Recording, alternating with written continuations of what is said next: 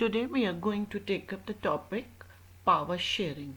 What is the meaning of power sharing?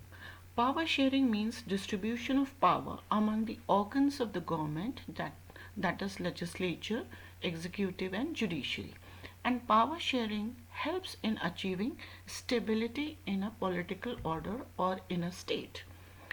Now the question arises why democracy should be distributed in a why in a democracy should political power be distributed, why there should be a power sharing, उसकी क्या ज़रूरत है? Power sharing की ज़रूरत इसलिए है क्योंकि the people or the citizen of that democratic country are the very source of all power, and the people should participate in each and every institution of the government. Self-respect given should be given to the diverse groups and views, and all the voices of the people should be heard, and this helps in shaping the public policy. Means power sharing is very important. Now let us see what are the two types of desirable power sharing in democracy. So children, there are two types of power sharing that is desirable in democracy. One is prudential, second is moral. What is the meaning of prudential? Prudential means sensible, judicious, caring, forethought या फिर विवेकपूर्ण तरीके से power को बांटना. तो prudential में जब भी पूछा जाए तो आपको 3 पॉइंट्स बताने हैं. It reduces conflicts between social groups, stability of political order, it enhances stability, as well as better outcome is received in this type of democracy. Then what is the moral of power sharing? It is the very spirit of democracy. ये उसकी आत्मा है. People have the right to govern and to practice power sharing, and power sharing is very valuable. Now let us see the next topic. What are the types of power sharing? We have seen two type of power sharing earlier in the slide, that which is desirable. अब ये power sharing कैसे होती है? What are the different forms? One is horizontal distribution of power. जब हम government की जो 3 organs होते हैं उनमें पावर को इक्वली डिवाइड कर देते हैं, और उनकी पावर को जब लेजिस्लेचर, एग्जीक्यूटिव, जुडिशरी में डिस्ट्रीब्यूटेड होती है तो हम उसे कहते हैं कि it is horizontal distribution. Second type of distribution or the form of power sharing is federal government. It is also known as vertical type of distribution. In this form, power can be shared among government at different level, just as in between center and state. This type of power is prevalent in USA. Then another form of power sharing, that is through reserved constituencies. In this, the constituencies are reserved in the assemblies as well as in parliament for minorities in order to give them a fair share in the power. Then collusion. Collusion मतलब मिली जुली सरकार. When the alliance of two parties or more than two parties is given and it gets selected and forms a government, it is known as a coalition government. Coalition government यानी मिली जुली सरकार.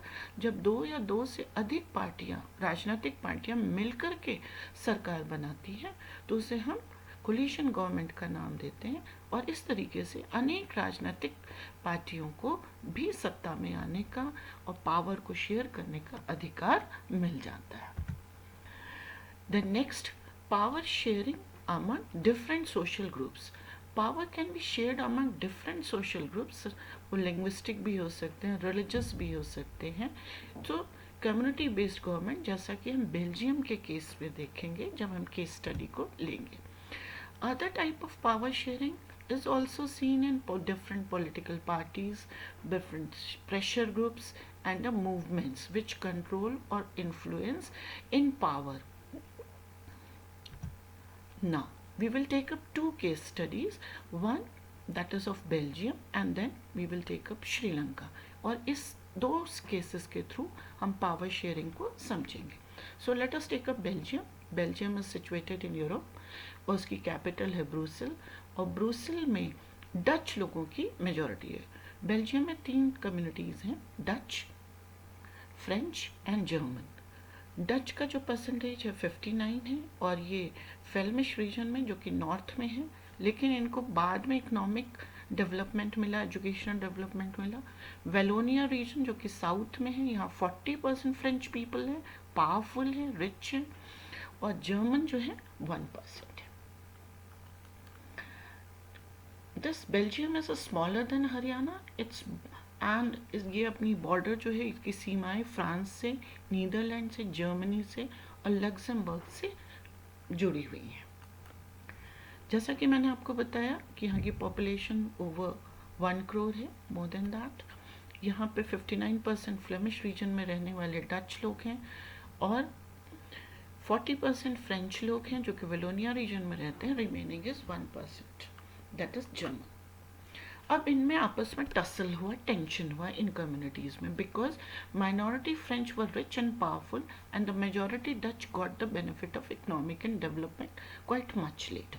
लेकिन इन लोगों ने आपस में लड़ाई नहीं की, इन्होंने मिलकर बैठ करके अपनी कंट्री के कॉन्स्टिट्यूशन को 4 बार बदला। देखिए इनकी समझदारी, समझिए इसको। 1970 से लेकर 1993 के बीच में 4 बार अमेंडमेंट किया, यानी उसमें बार बार उसमें परिवर्तन किया। और उनका आइडिया किस पर बेस्ड था कि वो एक ऐसा अरेंजमेंट करना चाहते थे, जितने भी बेल्जियम के निवासी थे, सिटीजन्स थे, every one can live together. This was the key element for the Belgium model. So उन्होंने क्या किया, the number of the Dutch and the French speaking ministers shall be equal in the central government. Central government बनाई और उसमें उन्होंने Dutch और French ministers को equal sharing दी। उसके बाद सेंटर के साथ साथ स्टेट गवर्नमेंट भी बनाया, और स्टेट गवर्नमेंट ने again Dutch and French 2 regions, दोनों ही रीजन्स को इक्वल शेयरिंग दिया, सेंटर एंड स्टेट दोनों में, दोनों कम्युनिटीज़ को। Then there was a separate government for Brussels, capital के लिए उन्होंने तीसरी गवर्नमेंट बनाई, और जिसमें कि दोनों कम्युनिटीज़ को इक्वल रिप्रेजेंटेशन दिया। देन अब देखिए 1% क्या थे, वहाँ पे जर्मन्स थे। There was a provision of community government, उन्होंने कम्युनिटी गवर्नमेंट भी बनाई, जिसमें कि elected people belonging to 1 language, तीनों लैंग्वेज के लोग थे जो कि उनकी कल्चर को देखते थे।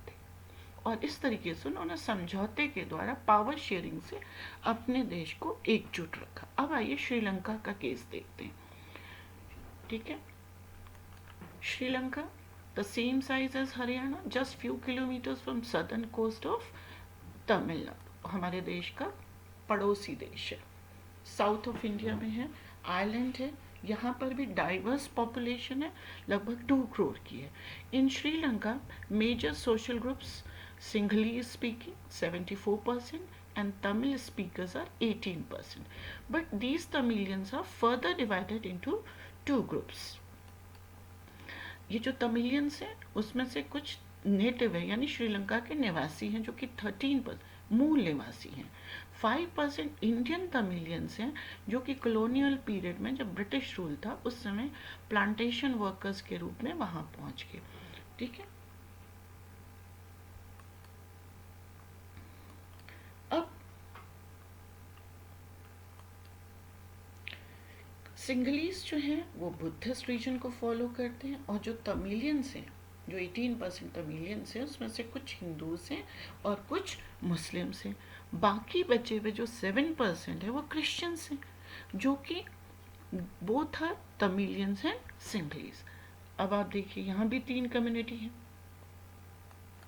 लेकिन यहाँ पे प्रॉब्लम हो गई। प्रॉब्लम क्या हो गई, सिंघली जो थी वो आई मीन टू से and Sri Lanka is a democratic country, वो भी इलेक्टेड गवर्नमेंट है वहाँ पे, लेकिन वहाँ प्रॉब्लम हो गई। क्यों प्रॉब्लम हो गई, क्योंकि वहाँ पे मेजॉरिटी थी।